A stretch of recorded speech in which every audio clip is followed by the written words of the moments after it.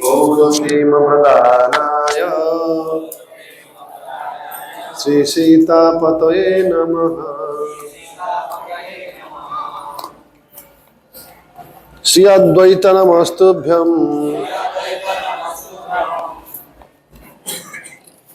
Collision कृपानिधे गौरप्रेमप्रदानाय Shri सीतापतये नमः।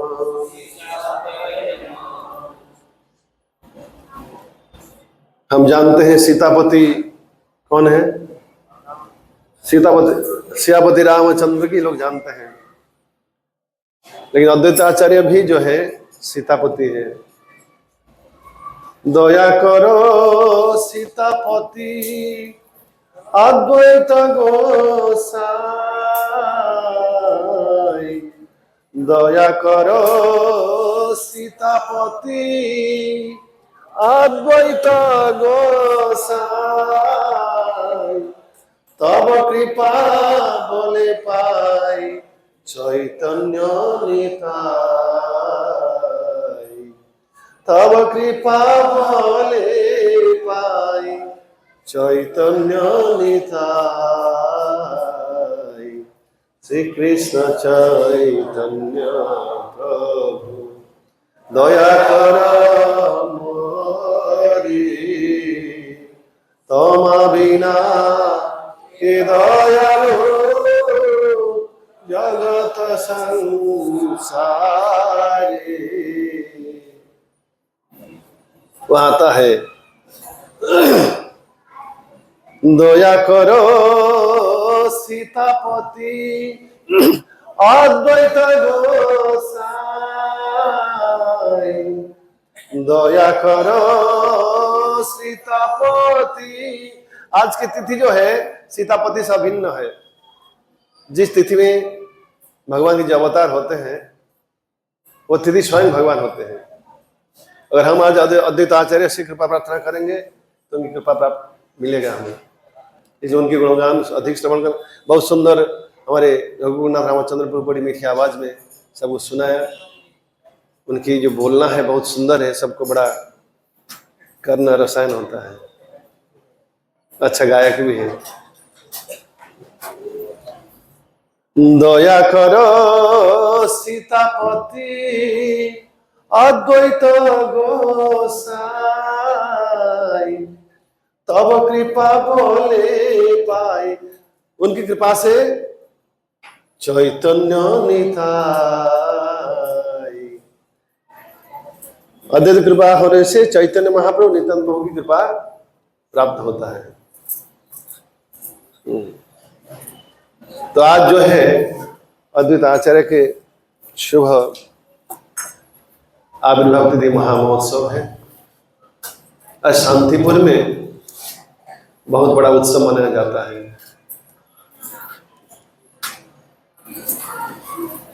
रघुनाथ प्रभु ने जो बात बताई है उनमें से मैं थोड़ा दोहराऊंगा।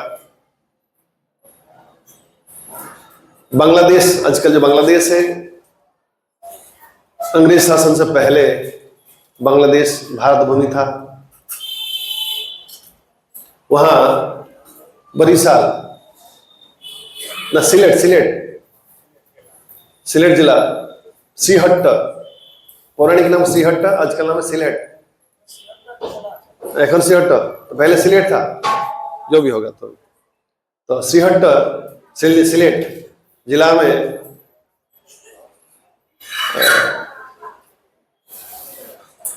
गांव है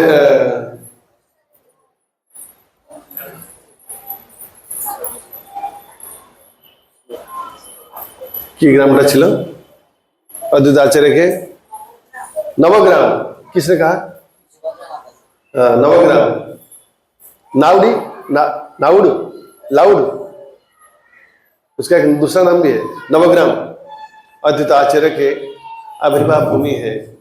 वहाँ भारत के वैष्णवगण वहां जाते हैं तीर्थ दर्शन करने के लिए। बांग्लादेश में वैष्णव तीर्थ से भरा हुआ है। लोकनाथ गोस्वामी, भूगर्भ गोस्वामी, जगन्नाथ मिश्र, अद्वैत आचार्य, रूप गोस्वामी, सनातन गोस्वामी, गोपाल रघुनाथ भट्ट, नहीं, श्रीजीव गोस्वामी, हरिदास ठाकुर, पुंडरीक विद्यानिधि, ये सारे के सारे जो है बांग्लादेश के हैं।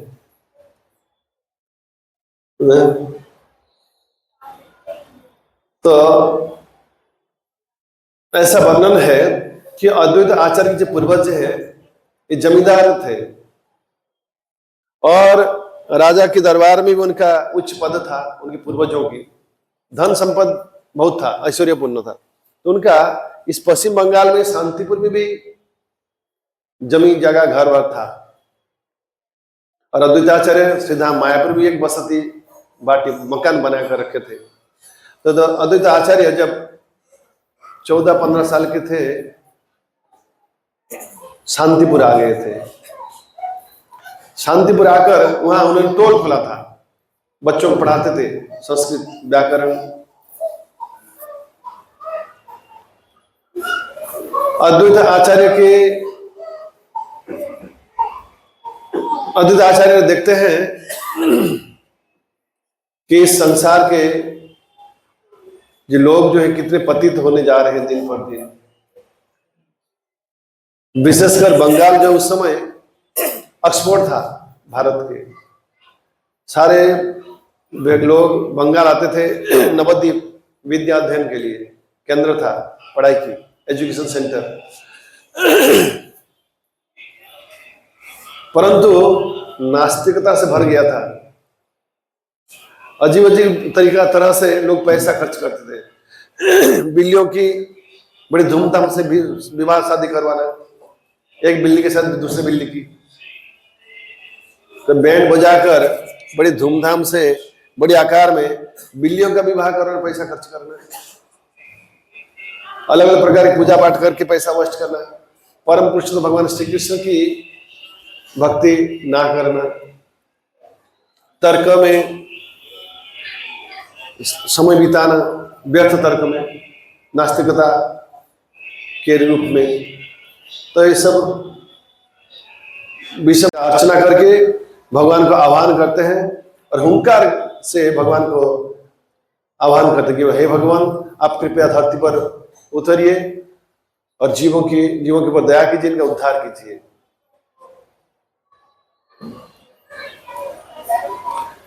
चैतन्य महाप्रभु कई जगह पर उल्लेख भी किए हैं। एक जगह पर लिखा है, सुईते छिन्नमयी क्षीर सागरे निद्रा भंग कैल मोर नाडार हुंकारे, कि मैं क्षीर सागर में चैन से सो रहा था और नाड़ा मतलब अद्वैत आचार्य को नाड़ा कहते हैं। क्यों?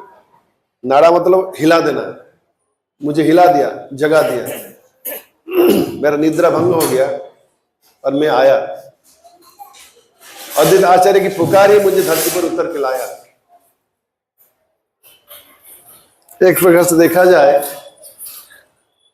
अगर गौरांग महाप्रभु हमें प्राप्त हुई, उनकी शिक्षा, उनकी संग, उनकी उपस्थिति संसार में, तो उसमें अद्वैत आचार्य की भूमिका अधिक महत्वपूर्ण है। हालांकि उसके कई सारे कारण हैं, श्री राधा प्रणव महिमा इत्यादि है, हरिनाम संगीत प्रचार, परंतु उसमें अद्वैत आचार्य की भूमिका बहुत महत्वपूर्ण है। अद्वैत आचार्य जिस समय शांतिपुर में अवस्थान कर रहे थे, बांग्लादेश में बुडनगांव जिला कौन सा है हरिदास ठाकुर के? बुडनगांव में हरिदास ठाकुर का जन्म हुआ था। 5 साल तक घर पर रहे। 5 साल पूरा होने के बाद वो चलकर आ गए थे नवद्वीप शांतिपुर अद्वैत आचार्य के पास। अद्वैत आचार्य जब हरिदास ठाकुर देखते हैं, वो समझ लेते हैं कि ये ब्रह्मा के अवतार है। अद्वैत आचार्य स्वयं महाविष्णु के अवतार है।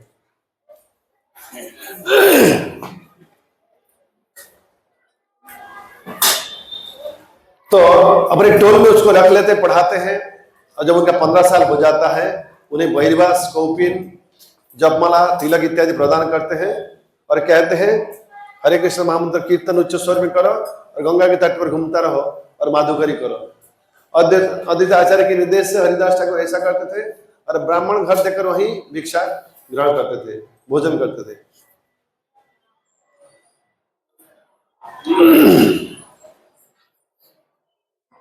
तब समय आया, फाल्गुन पूर्णिमा तिथि, नक्षत्र फाल्गुनी, फाल्गुन नक्षत्र में, फाल्गुन महीने में पूर्णिमा के दिन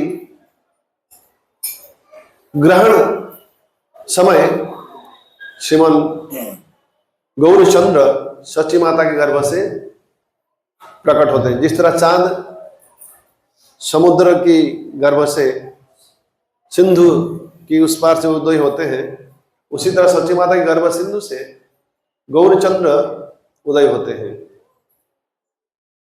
साधारणतया वैदिक सभ्यता में जब ग्रहण होता है उसके बाद लोग गंगा स्नान, पवित्र नदी में स्नान करने जाते हैं और भगवान के दिव्य नाम का कीर्तन करते हैं शुद्धिकरण के लिए। तो उस समय सारे नवद्वीपवासी गंगा में स्नान करने जा रहे थे, हरि हरि नाम का उच्चारण कर रहे थे। अद्वैत आचार्य को कुछ सूचना मिली स्वयं, तो वो हरिदास ठाकुर को सूचना से कहा कि अब हमारी जो पुकार है सफल हुआ है, ऐसा लगता है भगवान धरती पर उतरे हैं।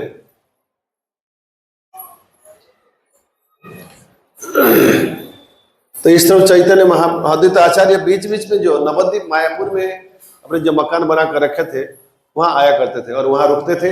साथ में शालिग्राम को भी लेके आते थे, उनका वहीं अर्चना पूजा पाठ करते थे और हरि कथा इत्यादि करते थे। इनके पास आया करते थे चैतन्य महाप्रभु के ज्येष्ठ भ्राता विश्वरूप। कभी कभी सची माता निमाई को भेजते थे विश्वरूप को बुलाने के लिए। विश्वरूप वहां जाकर जब अद्वैत आचार्य के वहां भागवत पाठ होता था, विश्वरूप बड़े सुंदर रूप से भागवत का व्याख्या करते थे। विश्वरूप की व्याख्या, इतने आकर्षक व्याख्या सुनकर अद्वैत आचार्य प्रेम से हुंकार करते थे, बड़े प्रसन्न हो जाते थे। तो निमाई के ज्येष्ठ भ्राता विश्वरूप वहां सभा में, अद्वैत सभा में जाया करते थे और सची माता जब भोजन का समय होता था प्रसाद ग्रहण करने की, तो सची माता सब चीज रोसई करके घर में जब विग्रह अध्यक्ष विष्णु उनका अर्पण करते थे और छोटे निमाई के भेजते थे, जाओ बड़े भाई को बुला के ले आओ, दादा के डेके नहीं आसो खावार जन भोजन। तो छोटे निमाई जाते थे अद्वैत के घर पे। अद्वैत आचार्य छोटे बालक को देखते थे और उनको मन में वही लगता था कि मैं जिसके लिए बुलाया था ये तो कहीं वही नहीं है।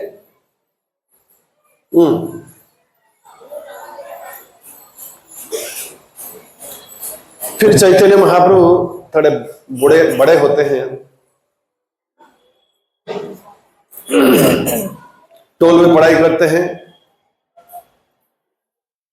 किसके, गंगादास के टोल में, और शास्त्र में बड़े निपुण हो जाते हैं अति शीघ्र। खुद टोल खोलते हैं, मुकुंद गदाधर इत्यादि से तर्क व्याकरण अलंकार सब करते हैं, शास्त्रार्थ करते हैं। वो लोग परेशान हो जाते हैं।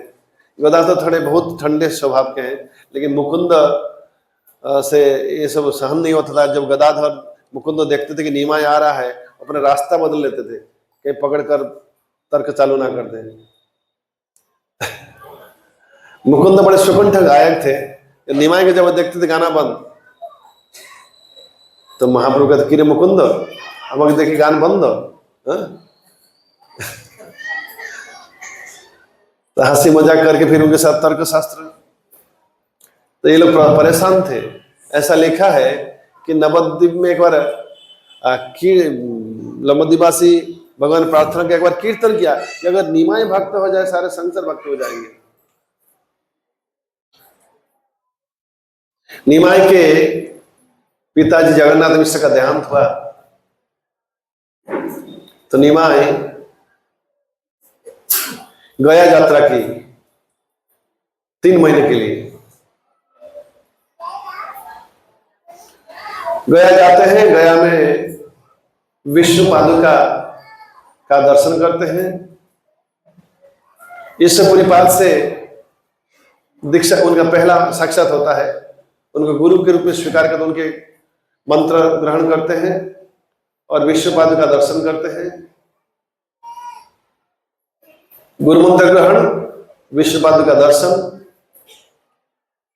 तब उनके मन में कृष्ण प्रेम का अंकुरोद्गम होता है।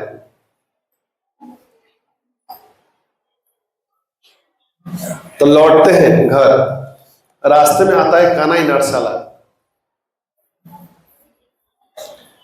वहां लिखा है कान्हा नाट्यशाला नाम 1 ग्राम गया होते आसीते देखिनु से स्थान। महाप्रभु कह रहे हैं, जब घर लौटते हैं वो कहते हैं अपने पार्षदों को, चैतन्य महाप्रभु जब धरती पर अवतीर्ण होते हैं, उनके पार्षद भी यहाँ वहां इर्द गिर्द में प्रकट होकर महाप्रभु के साथ लीला में भाग लेते हैं। जैसे हरिदास ठाकुर बंगाल वहां बुड़न ग्राम में आए, फिर आगे नित्यानंद प्रभु कैसे वहां एक चक्रा में, लेकिन बाद में सब मिल जाते हैं। एनीवे, तो महाप्रभु कह रहे हैं, बड़े हृदयस्पर्शी कथा ये, कान्हा नाट्यशाला नामे एक स्थान गया होते आसीते मुई देखिनु। कान्हा नाट्यशाला नामे 1 ग्राम गया होते आसीते मुई देखिनु से स्थान।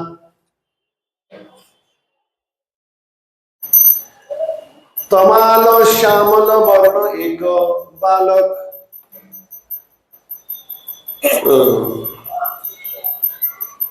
सुंदर तमाल श्यामल सुंदर एक बालक सुंदर, गुंजामाला गले तार कुंतल मनोहर। महाप्रभु कह रहे हैं, महाप्रभु ने क्या देखा? वहां कान्हा नाट्यशाला में एक छोटा सा पर्वत है, पर्वत के पर भगवान कान्हा लाल अवस्थान करते हैं। आजकल वहां इस्कन बना है, 34 साल हो गया। तो महाप्रभु वहां जाकर कान्हा भगवान श्याम सुंदर को दर्शन करते हैं, जो त्रिभंगमय रूप में खड़े बांसुरी बजा रहे हैं।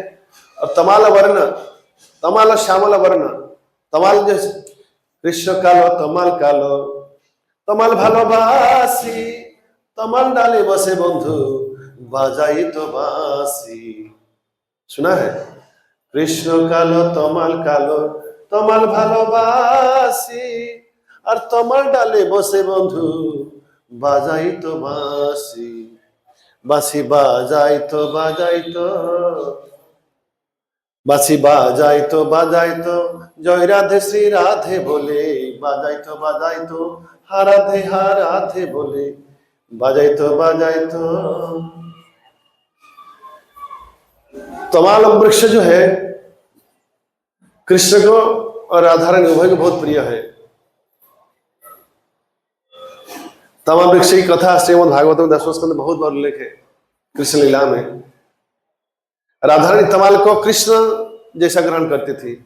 कभी जब कृष्ण का दर्शन में वो अत्यंत विरह व्यथित हो जाती थी, तमाल को गाढ़े आलिंगन करके कृष्ण के आलिंगन का सुख प्राप्त करती थी और कृष्ण की कथा स्मरण करती थी। इस तरह क्यों ना? कृष्ण कालो, कृष्ण श्यामल वर्ण के हैं, काले हैं, और तमाल वृक्ष भी काला है। वृंदावन के राधा श्यामचंद्र मंदिर के आंगन में जब मंदिर का निर्माण हो रहा था, आंगन में एक छोटे से तमाल का वृक्ष था। प्रभुपाद ने इस वृक्ष को काटने बिल्कुल नहीं दिया। वृक्ष अभी भी है, आपने देखा है तमाल वृक्ष वृंदावन के कृष्ण राधा हमारे जो मंदिर है कृष्ण बलराम मंदिर, आंगन में है, ऐसा कहीं है ही नहीं। वो प्रभुपाद बिल्कुल उस वृक्ष को काटने नहीं दिया। वृक्ष के सामने वो कोर्टयार्ड में राइट साइड में श्याम सुंदर के सामने।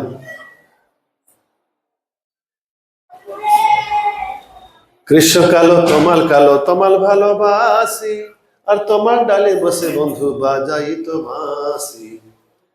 बांसी बजाए, राधारानी स्मरण कर रही है किस तरह कृष्ण तमाल वृक्ष के ऊपर बांसी बजाते हैं। एनीवे, तो यहाँ चैतन्य महाप्रभु अभिन्न श्री कृष्ण स्मरण कर रहे हैं कि कान्हा नाट्यशाला में मैंने एक श्याम सुंदर बालक को बांसुरी बजाते हुए देखा। उसका रंग कैसा था?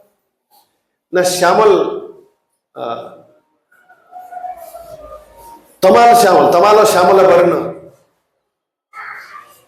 तमाल और श्यामल, तमाल की भांति श्याम काला है वो।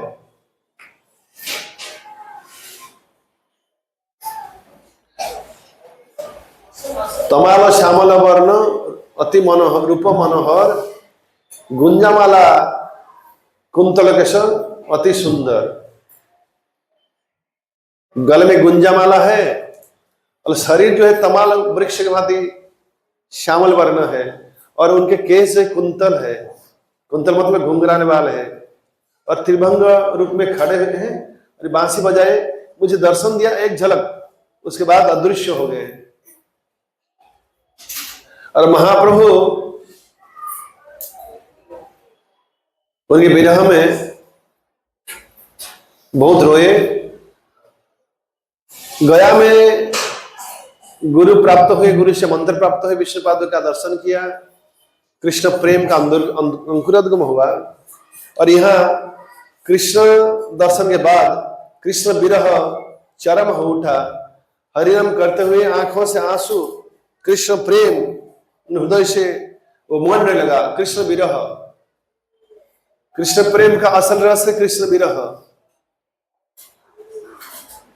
कृष्ण विरह ही संसार में सबसे चरम स्वादिष्ट वस्तु है। उसी चीज की प्राप्ति के लिए सारा संसार, सारा जोगी ऋषि मुनि वैष्णव समाज उसके लिए तरसते हैं, उसके लिए समस्त प्रचेष्टा जीवन की। कृष्ण विरह, जिस कृष्ण विरह में राधा रानी कभी कभी अचैतन्य हो जाती है, जो मूल्य के, जिस वस्तु के मालकिन राधा रानी है,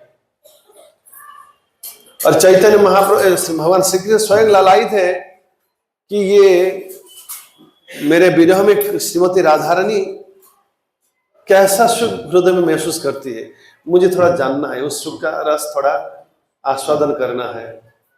स्वयं कृष्ण स्वयं के प्रेम की रस का टेस्ट करना चाहते हैं। स्वयं को प्रेम करके टेस्ट करना चाहते हैं। इसलिए राधा रानी के भाव और राधा रानी के शरीर के रंग लेकर श्री कृष्ण अकृष्ण होकर, कृष्ण वर्ण त्रिषा अकृष्ण सांग पांगास्त पार्षदम यज्ञ संकीर्तन प्राय जजंती ही सुमेधसा। अकृष्ण होकर चैतन्य महाप्रभु के रूप में प्रकट होते हैं। तो गया से आकर चैतन्य महाप्रभु का भावांतर है, हमेशा हा कृष्ण। एक बार जब जैसे कि हाँ कहाँ कृष्ण, कहाँ जान से कृष्ण मिलेंगे, कब कृष्ण मिलेंगे, क्योंकि एक बार कान्हा नाट्यशाला में श्याम सुंदर कृष्ण का दर्शन किया है। नारद मुनि जब एक बार भगवान का दर्शन किया, एक झलक, पूरा जीवन ढूंढते रहे उस सुंदर रूप कहाँ मिलेगा एक बार दर्शन। उस तरह चैतन्य महाप्रभु कान्हा नाट्यशाला में, कितने लोग कान्हा नाट्यशाला गए हैं? हमारी एक बार यात्रा हुई थी कान्हा नाट्यशाला, बस एक ही व्यक्ति कान्हा नाट्यशाला अपने गए छन तो मने नहीं,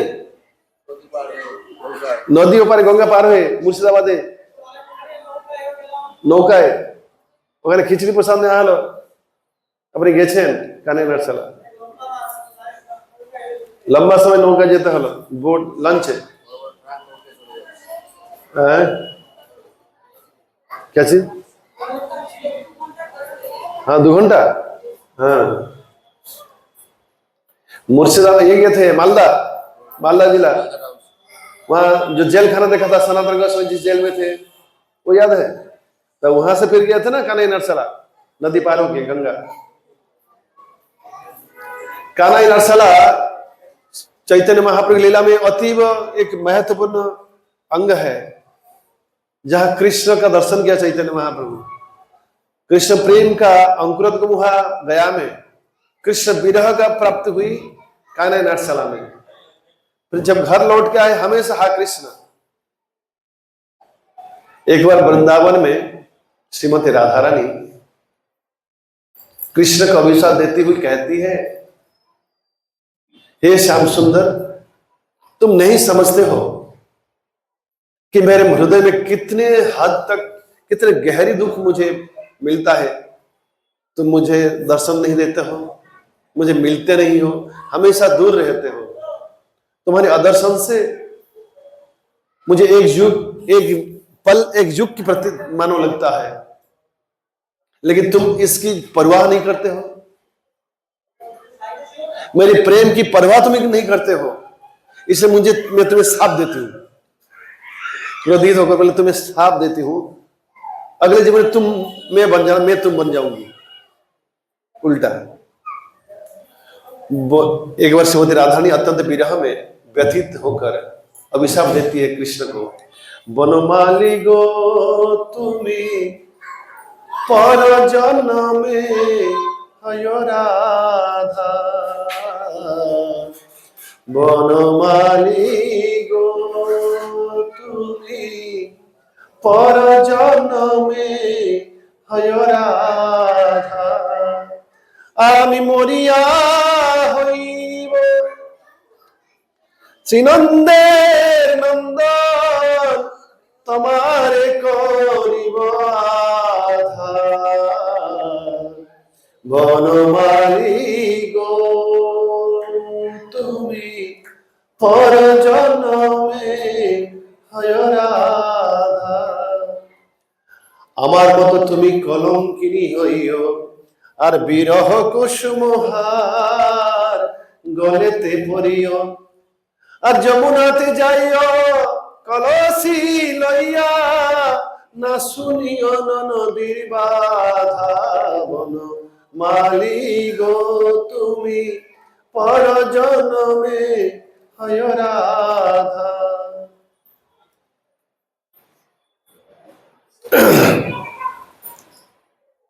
আমার মতো তুমি কলঙ্কিনী হইও, হা কৃষ্ণ বলি रोदन करियो। कि मेरे भांति तुम कलंकिनी, उनके साथ नंदी कहते थे राई कलंकिनी। तो वही राधारानी कहती मैं तुम्हें श्राप देती हूं, अगले जीवन में मैं श्याम सुंदर बन जाऊंगी और तुम राधे बन जाना, और तब देखना क्या हाल होती है। ये मेरी शाप है। तो कृष्ण कहते हैं ये तो परम आशीर्वाद है, मैं तो वही चाहता था कि तुम कैसा सुख महसूस करती हो। मैं भी उसके लिए ललायत हूं कि मुझे प्रेम करके, मेरी प्रेम से, मेरी आदर्शन से तुम विरह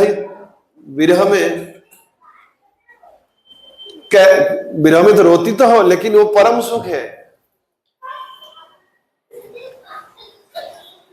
प्रेम की दो रूप है, एक तो मिलन है और एक संभोग है। जो मिलन हो जाए, एक तो विरह है, एक संभोग है।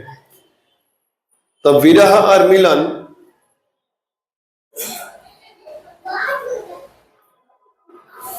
उड़िया में एक कहावत है, देले धरा जाए सरी मजा था दूरे दूरे। उड़ीसा लोग समझ रहे हैं, देले धरा जाए सरी मजा था दूरे दूरे। ये प्रेम की नियम है। अगर मिलन हो गया तो खत्म हो गया, द एंड चैप्टर। इसलिए दूर रहने से अधिक बस प्रेम जो है अधिक स्वादिष्ट होता है। तो राधा रानी जो चैतन्य महाप्रभु गंभीरा मठ में राधा भाव उसी भाव में भावित होकर विप्रलंब भाव में 24 घंटा हा कृष्ण, कभी गंभीरा की दीवार में मस्त मुख चंद्र घिसते हैं, कभी गंभीरा मठ से बाहर आकर मेघनाथ प्राचीर के पास अचैतन्य होकर पड़ जाते हैं। उनकी हस्त अंगुली, चरण की उंगली अंदर जैसे समझ आता है, कुर्माकृति धारण करते हैं। तैलंग गाभी उनको चाटती है। उनके पार्षद उनको ढूंढते हुए आकर देखते हैं यहाँ बड़दंड में मेघनाथ प्राचीर के पास महाप्रभु पड़े हैं। महाप्रभु के प्रेम की जो दशा है, ये अचिंतनीय है। जब जगन्नाथ के दर्शन करते हैं महाभाव से महाप्रेम रथ यात्रा में, उनका कंठ जो अष्टसात्विक विकार है, रोमांचकम पार्श्व तरंग भाज वंदे गुरु श्री चरणारविंद, उनकी कंठ अवरुद्ध हो जाता है, इतना प्रेम उनके हृदय में उमड़ता है, जजग कहते हैं। एनीवे, अभी चैतन्य महाप्रभु जब गया से लौटते हैं, उनका भावांतर पहले जो तारकिक निमाई था, अभी कृष्ण प्रेमी हमें तो 24 घंटे आंखों से प्रेमाश्रम बहता है और कृष्ण का नाम लेते रहते हैं। कहाँ कृष्ण, कहाँ जाने से कृष्ण मिलेंगे, कोथा के लिए पाबो। वही जो कान्हा नाट्यशाला में श्याम सुंदर बालक को देखा, श्यामल वर्ण, तमाल श्यामल वर्ण बालक बांसुरी बजाता है, जगत के सबके मन को चुरा लेता है। तो एक बार कहते हैं कि कृष्ण बिना हम इतने व्यतीत हो जाते, पूछते हैं कृष्ण कहाँ है, कहाँ मिलेंगे। किसने कहा कि कृष्ण आपके हृदय में है, तो महाप्रभु सीने को फाड़ने के तैयार हो जाते हैं। तो सची माता बड़े चिंतित होकर गदाधर कहते हैं, गदाधर उनके खास मित्र है, गदाधर तुम समझाओ तो निमाई सुनेगा। तो गदाधर कहते हैं ठहरो, कृष्ण आ रहे हैं। तो महाप्रभु थोड़े स्थिर हो जाते हैं, धीर होते हैं।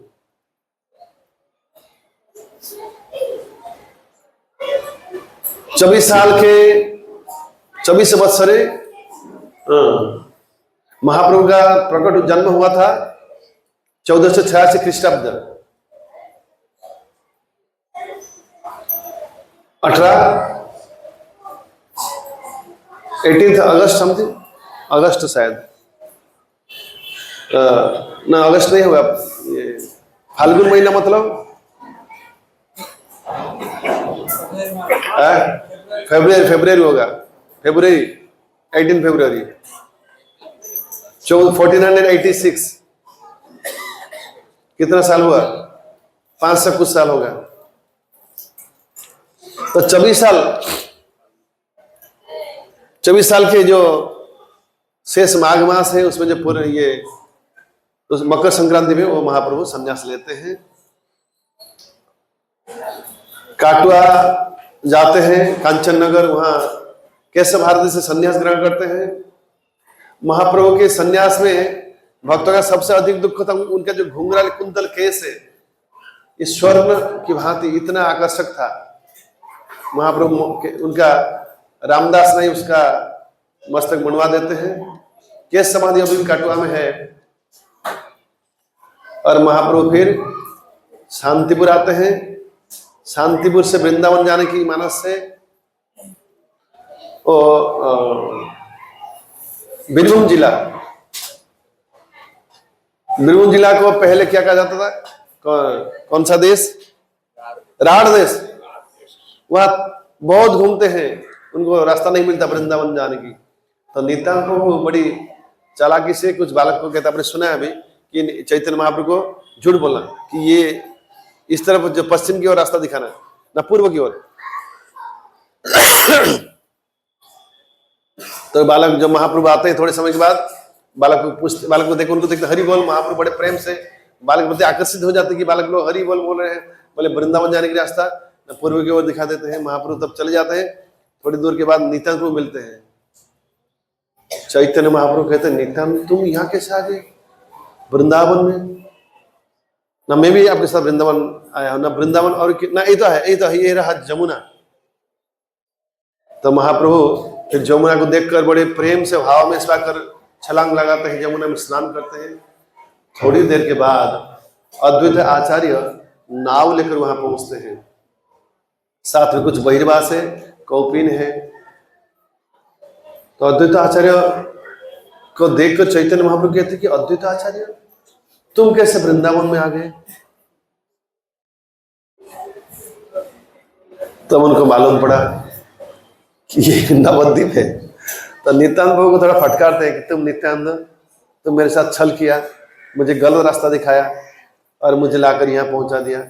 अद्वैत आचार्य कहते हैं कि गलत नहीं है, ये जमुना है।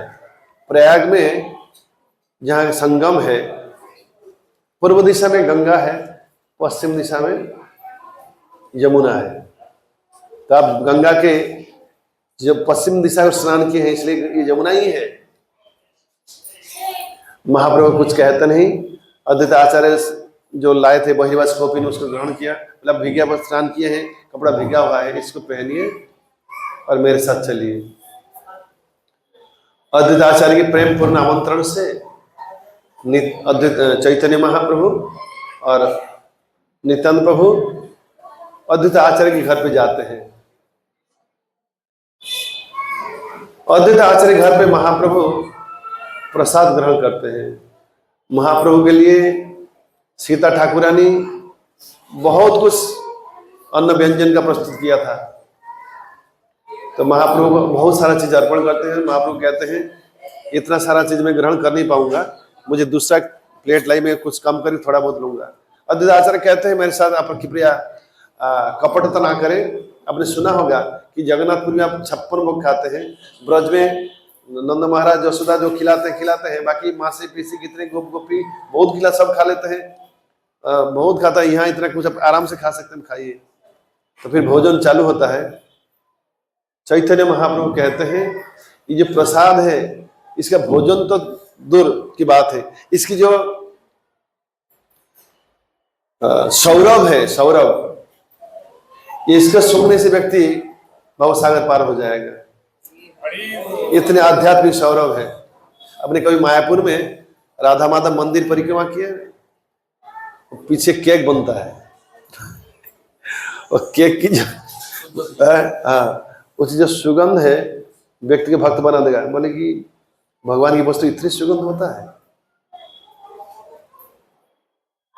जब पहले शुरू मायापुर जाता था, वहां मल्ली नहीं, एक लाल कलर का फूल आता है, उसका सुगंध इतना सुंदर था। और वहां जो सुबह जैसे ब्रह्म मुहूर्त होता है, वहां चिड़िया सारस क्रेन वो आवाज करते थे। और जब मंगलाती उस समय टाइम इतना पता नहीं था, शुरू होने के बाद मैं जाता था 2-3 दिन। लेकिन जब शुरू होता वहां जो आवाज आता था, जिससे मुझे लगता है कि भगवत धाम से कुछ आवाज आ रही है, गोलोक वृंदावन से। और वहां देखता हूँ चारों ओर तो खाली है, कोई है नहीं, लेकिन मंदिर के अंदर इतने लोग हैं। इतने अंधेरे में इतने जल्दी सुबह स्नान करके लोग आ जाते हैं और इतने सुंदर स्वर में भगवान की गाना गा रहे हैं, आरती कर रहे हैं। और ये पश्चिम देश के म्लेच्छ लोग भी साधु बन गए हैं, वे भी भगवान की आरती में भाग लिए हैं, वैष्णव वेश में है। एनीवे, तो अद्वैत आचार्य महाप्रभु को बहुत प्रकार के अन्न व्यंजन खिलाते हैं। नित्यानंद प्रभु थोड़ा मजाक मस्करी करते हैं। वो कहते हैं कि बहुत दिन 3 दिन भूखा था मैं सोचा कि ब्राह्मण घर पे आया हूँ, गृहस्थ घर पे। उस समय संन्यास में थे वो, कि घर पे थोड़ा ये ग्रहण करूंगा, पेट भर खाऊंगा। ये तो देखता हूँ ये अयोग्य घर पे आ गया, पेट भर गया कहाँ। तो अद्वैत आचार्य कहते हैं आप जो ये संन्यास वेश लिए हैं, गृहस्थों को परेशान में डालने के तो लिए नहीं ना, कि मेरे जैसे गृहस्थों को आप ऐसा क्यों कर रहे हैं। तो नित्यानंद वो क्या करते हैं, अपने जूठे पत्तल से आधा एक मुट्ठा अन्न लेकर अद्वैत आचार्य के ऊपर फेंक देते हैं। तो अद्वैत आचार्य बड़े जोर से नृत्य करने लगते हैं कि मुझे आज नित्यानंद प्रभु की कृपा प्राप्त हुआ। अभी समय हो चुका है। अद्वैत आचार्य की एक छोटी सी लीला बताऊंगा। सची माता की एक मनोदशा भी उन्होंने बताया, थोड़ा सा बताता हूँ। सची माता का ऐसा समझ था कि ये जो विश्वरूप निमाय के विश्वभर के जो बड़े भाई विश्वरूप, ये अद्वैत आचार्य की सभा में जाया करता था।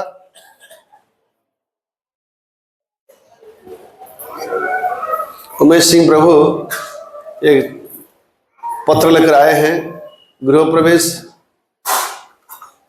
मंटू जी के मकान का पूजा दिनांक 6 फरवरी है। पूजा 9 से 12 बजे तक है सुबह, प्रवचन शाम को 6 बजे से 8 बजे तक है, और फिर महाप्रसाद है 8 बजे शाम को। पता है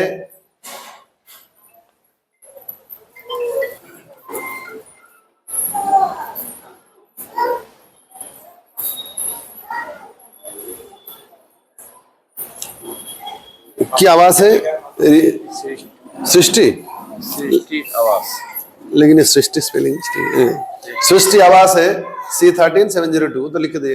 सरोज संगनी के सामने डीमार्ट के डीमार्ट केनाल रोड।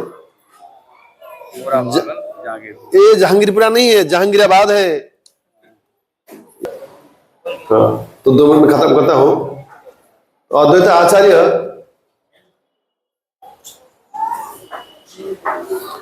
के पास जो शांतिपुर नवद्वीप में जो मायापुर में जो बस्ती मकान है, वहां ये विश्वरूप जाया करते थे उनकी सभा में, उनके घर पे।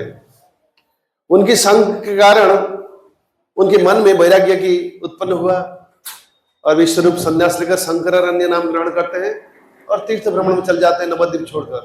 सची माता को क्रोध आया, किसी के बच्चा संन्यास होने से पिता माता को दुख आता है, क्रोध भी आता है।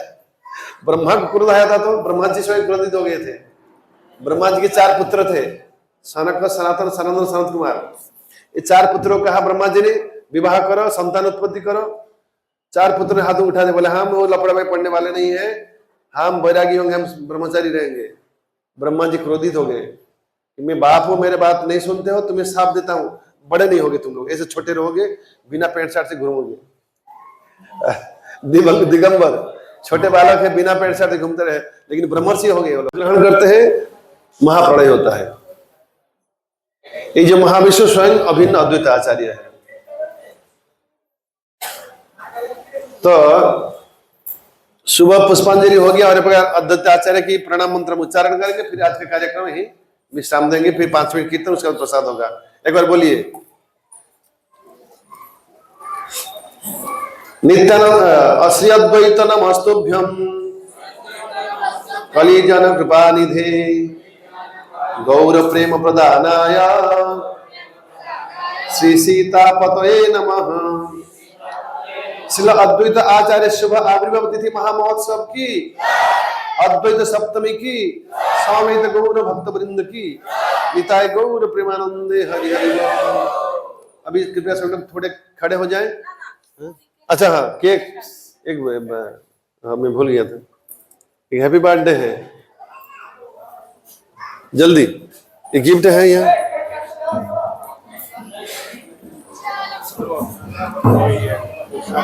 আমরা যে দায়িত্ব দেয় ভক্তরা পোষণ নিয়ে যে চলে যায় পাশে